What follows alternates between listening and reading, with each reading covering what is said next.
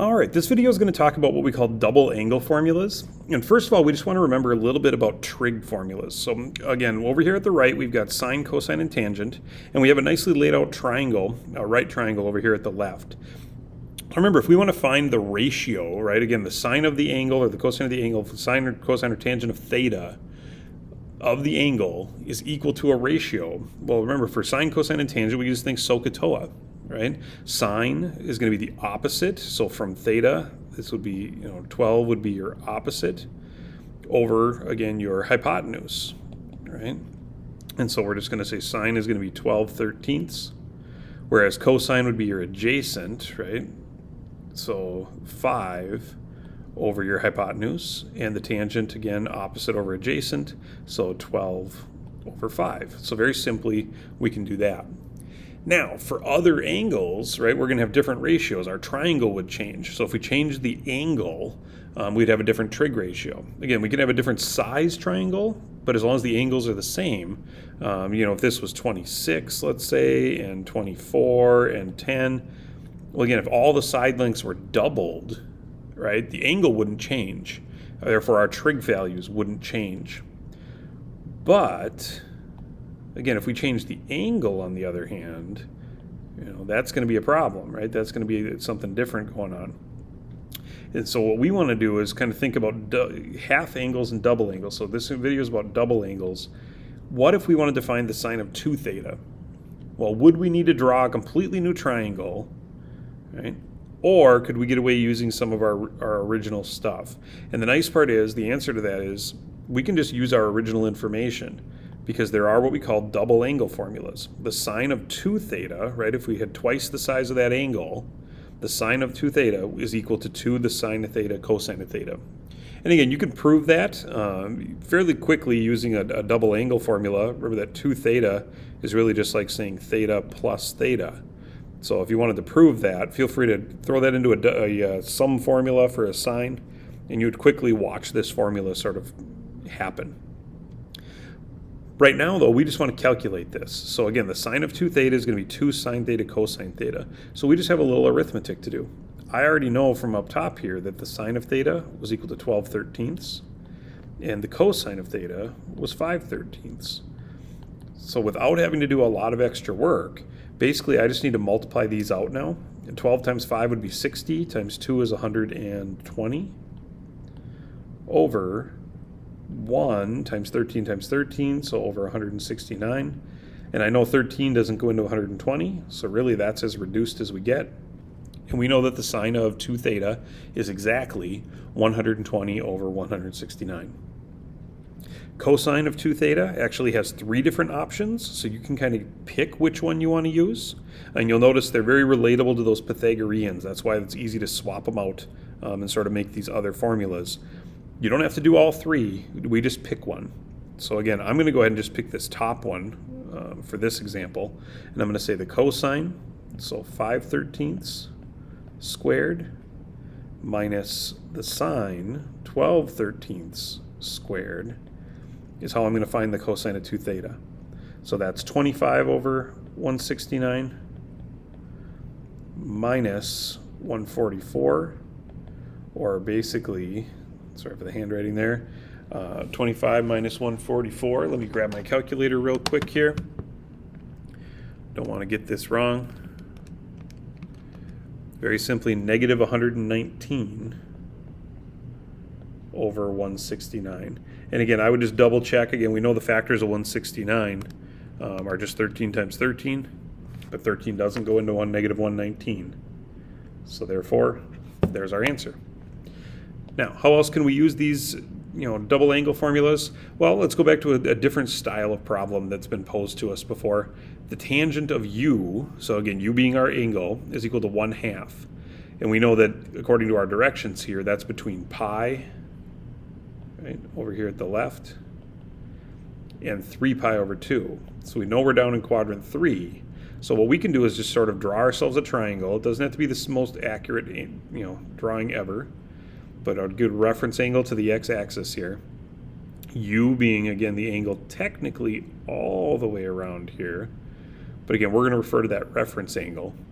Tangent being opposite over adjacent. And notice since we're down in quadrant 3, that makes for a -1 and a -2. Well, in that case, again, sine of 2u, according to our formula over here at the right, is 2 sine u cosine u. Well, we're going to need that hypotenuse if we're going to find the sines and cosines. So -2 squared is 4, -1 squared is 1. I believe hypotenuse here is going to be the square root of 5. And so we can say sine of 2u is 2, the sine of u, so opposite over hypotenuse. And I'm not worried about rationalizing because this isn't a final answer. I'm going to go ahead and just keep working forward. And in the end, if I need to do anything about those square roots, then I'll worry about the square roots. The cosine of u, though, would have been adjacent over hypotenuse. And if we do the multiplying, 2 times 1 times 1 is going to be 4. The two negatives are going to cancel away. And on the bottom, root 5 times root 5 is just 5. And we've got our sine of 2u. Cosine of 2u, with the same idea. Again, we can pick either one of those three or any one of those three formulas. This time, I'm just going to go ahead and pick the one on the bottom. Doesn't really matter, but I'm going to go ahead and say, well, this is going to be 1 minus 2. The sine, which we already determined up top here, was -1 over root 5, right, of u, and again, squared. Again, it's the ratio squared. So basically 1 minus 2 times 1 over 5, and 1 minus 2/5 is basically 3/5. And we've got our answer there. Now the tangent of u also has the formula down here, right, where we're going to say this is 2 tan u, right, over 1 minus tangent squared, right, of u. So let's fill in what we know. 2 times the tangent, well, we already knew the tangent was a half, over 1 minus, again, that 1/2 squared. So basically 2 times a half on top is going to be 1. 1 minus 1/4 on the bottom is 3/4. And basically we'll end up with 4/3. Now that kind of makes sense because if you remember, the tangent is also equal to the sine over the cosine. So since these are all the same angle, they're all 2 times u, we also could have just divided the sine value by the cosine value. And isn't 4/5 divided by 3/5, again, same thing as 4/5 times 5/3, cancel those 5s. We also could have gotten 4/3 that way, purely because we knew what these two values were ahead of time. If you were just solving for the tangent, we wouldn't have had all that previous information, and again, this formula would have been very helpful. One last note, again, we can also use these formulas when we're solving equations.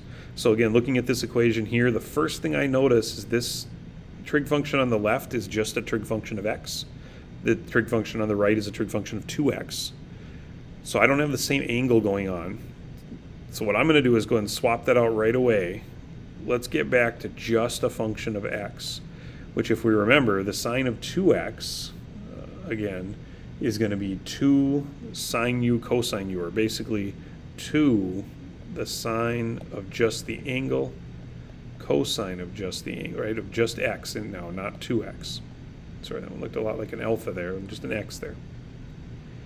Well, in that case, hey, I've got a 2 in both parts. I also have a cosine in both.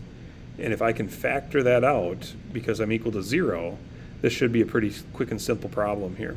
We'll have a 1 left over. And again, take out the 2 in the cosine, should have a sine left over. Well, in that case, 2 cosine x equals 0, or 1 plus the sine of x will equal 0. So anywhere that the cosine is 0 or the sine of x equals -1, we'll be in good shape here. Well, cosine of x is 0 at pi over 2 and 3 pi over 2. The sine of x is -1, right, down here at 3 pi over 2. So it just so happens that overall our answers are going to be pi over 2 or 3 pi over 2. And 3 pi over 2 just happens to sort of be a double answer, but again, it's just a single number. So from 0 to 2 pi, right, just in that first full circle, there are my two solutions. I hope that helps you with the double angle formulas. Again, if you have any questions, make sure you talk to your teacher. Otherwise, have a great day.